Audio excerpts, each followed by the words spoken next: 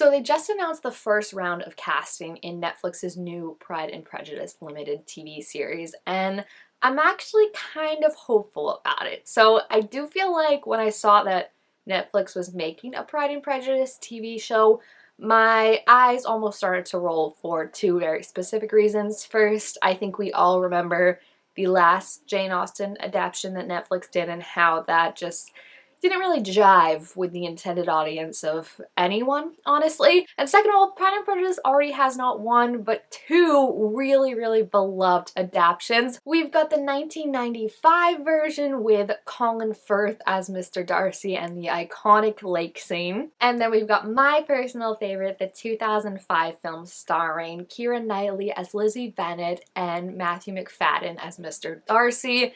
This one has so much traction. It is still as popular now as it was when it released. I'm constantly seeing it in lists about like most romantic movies, best book adaptations, best couple. Like there's just so much to love about this, and I think it begs the question, what really is the point of making a new adaptation of a book when you already have such a great and beloved one? There are a couple things, however, that get me excited, and I think the biggest asterisk next to all this for me getting me excited is knowing that I'm not expecting it to be better than Keira Knightley and Matthew McFadden and their 2005 version, because that's just stellar to me. Everyone has their favorites, and I think if you expect something not to surpass that, but to just do maybe its own thing or just kind of be an updated version of that, then that's fine. I also don't think it'll be anywhere near Emma, too, the 2020 movie. I love Emma, and there was just something so magical about that. So if it could get into a world, like the classes, if we're breaking them down, if it could get into the class of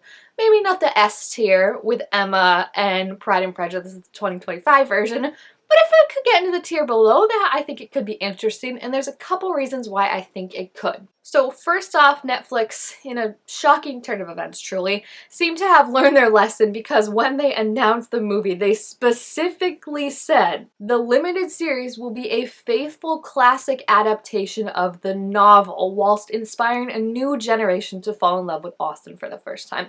That last line kind of bugs me, because I feel like there's just this idea that like old movies, and by old movies I mean a movie that's 20 years old and not even that old, just don't have legs anymore. Like, I think it's a little condescending to assume that, one, the new generation doesn't know Jane Austen at all or Pride and Prejudice at all. I mean, I'm sure it's probably still taught in schools, and there are probably also just still people that like reading it. For example, I like knew what Pride and Prejudice was growing up, obviously, but I wanted to read Jane Austen's books for Jane Austen and like to read them because I thought they sounded interesting and had heard that people loved them, hence why they were around for years and years and years. It's just strange to me with that idea of like we're updating it for like a modern audience so they fall in love with it, because you never see that with books. People are still reading Pride and Prejudice, like the original one. No one's like, so we're gonna have this new author do a faithful adaptation of it, but it's gonna be new so people know what Pride and Prejudice is. So I don't know, I want to give Netflix credit for being like, it's gonna be faithful, guys, don't worry, it's not gonna be like Persuasion where everyone was confused by that.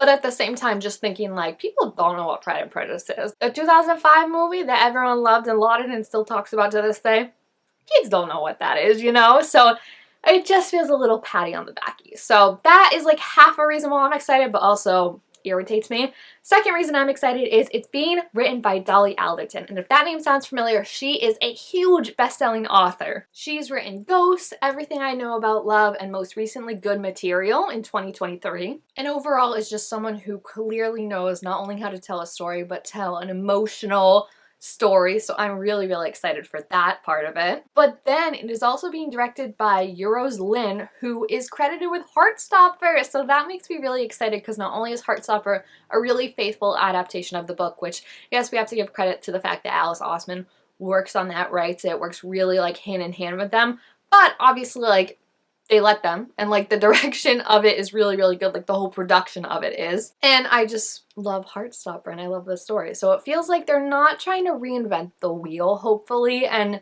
because of that, I think maybe it won't take off in the way of like, I don't know, I could see people being kind of like, well, I have my version that I like, there's no reason to make a new version. The casting though has me excited. So the casting was just announced today, and we've got our three, I would say, main characters that we've got going. First of all, we've got Olivia Colman as Mrs. Bennet. I love Olivia Colman, and I love that she's at that point in her stage where she just does what she wants, seemingly. Does she show up in Paddington 3, Lost in Peru? You bet she does. Is she the mom on Heartstopper? Absolutely. What else is she gonna pop in? We don't know, because it really is just Olivia's world and we're all living in it, and I am thankful for that. So she's gonna play Mrs. Bennet, which is so hard for me because I don't like Mrs. Bennet, but I love Olivia Colman, so I kind of do like that dichotomy of like an actress that I really like and that I think can make me maybe feel how I want to, you know? And I just think that's a role that she will absolutely eat up and is kind of, no lie, perfect for her. So I'm really, really excited for that. Then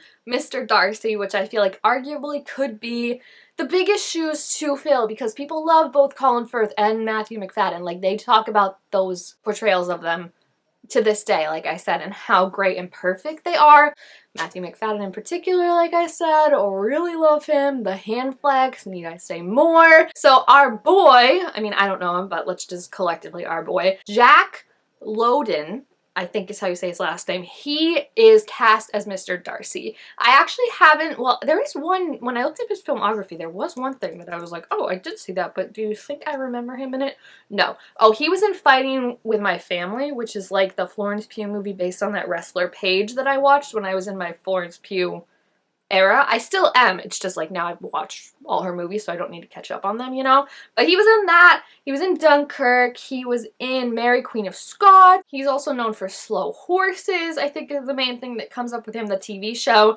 And for me, his biggest claim to fame is being married to Saoirse Ronan, because that's just a badge of honor. Wear that with pride, sir, and treat her like the queen she is. So I don't, like I said, I don't remember him in Fighting with My Family, but he's got such a good list. He's more of a theater actor, it seems like, who then broke into like movies and TV shows and stuff like that. So, I mean, I think he could be really, really good. And Darcy is like just a really fun character because it's like you play him as so gruff and off-putting in Prejudice for a while of it, and then I think it's funny to see the realization that he realizes that he is messed up, but also that he is just a big ball of anxiety, and we absolutely love that for him. So I'm excited to see his portrayal of it, and again, I'm kind of going in with the I don't expect it to surpass Matthew McFadden as like my Darcy, like when I picture Darcy I think of him kind of thing, but I think he could do a really good job. Then, of course, we've got Lizzie Bennet herself, the movie that I think this kind of all hinges on as much as it hinges on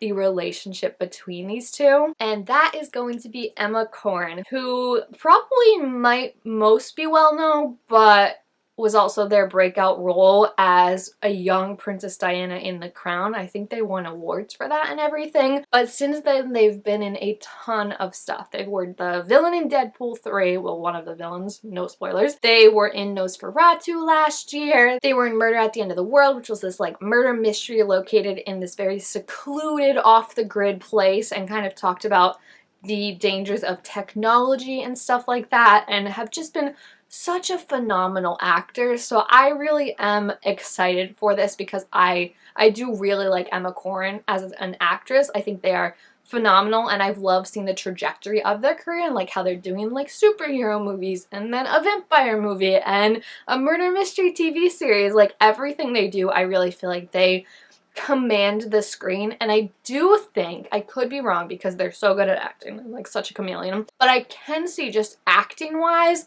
where I could already see the portrayal being different than like Keira Knightley, because I feel like Emma has this more, I don't know how to describe it, but just this more kind of restrained vibe to them when I've seen them act in like drama moments like in The Crown and stuff like that, where it just seems like you can see like when they're anxious, like physically, like they're very good at like portraying like someone holding something back, or like just seeing it on their face and carried around their body, if that makes sense. It's exciting because I think it'll be a good portrayal of it.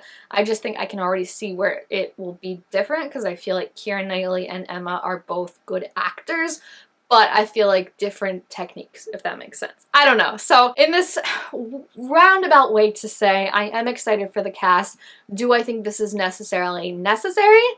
Absolutely not. And the whole idea of like, we're excited to bring Pride and Prejudice to a new generation so they can discover Jane Austen for the first time. It's like, first of all, F off, okay? Like, people know who Jane Austen is. Second of all, the fact that, like, you're, like, a new generation, like, the movie came out 20 years ago. We're not taking, like, 1950s, and people still do like and watch movies from 1950. So it's like, you think you're only gonna get, like, Gen Z TikTokers who you think don't know who Jane Austen is, but most likely probably do, because she's still pretty popular and these books are still pretty popular. The movie and the series from 1995 itself are still popular. I mean, it was literally mentioned in Barbie in 2023. There was a scene with depressed Barbie being like, she goes home and watches the scene in Pride and Prejudice. So, like, it's still part of the cultural lexicon. So I think the only thing that could really make this bad is if they oversell it as, like, you guys don't remember this, do you? And then everyone's like, yeah, we actually do, and we love our own version.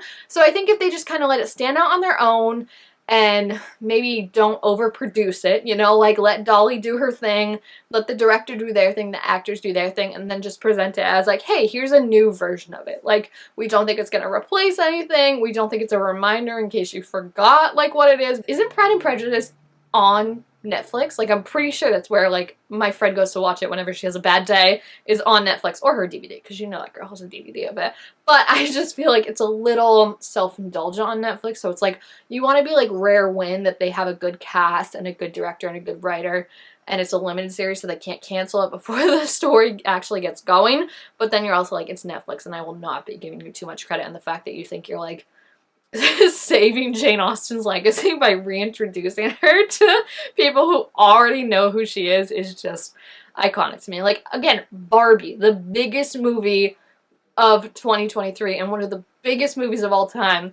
One of the funniest parts that, like, a lot of people were talking about was when depressed Barbie was like, she's watching Pride and Prejudice for the whatever time and crying in her bed for depressed Barbie, and you're gonna be like, people don't remember that. Like, if someone saw that and was like, you know who I don't think people remember? Jane Austen. So it's a move for sure, but I don't hold it against any of the actors or anything, and I'm definitely going to check it out. I'm excited for it. I just, again, think I know it won't replace the 2005 version in my heart, and probably the 1995 version in people's hearts for that's their favorite one. I just think it'll be maybe like a fun addition to it and a good show to enjoy. So yeah, let me know what you think of the casting and the series getting made and everything like that, and if you're going to be watching it, if you're just like, I got my one that I like, I'm good, you know, because I also see where that's understandable. So thank you guys all so much for watching. Make sure you give this video a thumbs up if you enjoyed it, and I will see you guys next time. Bye!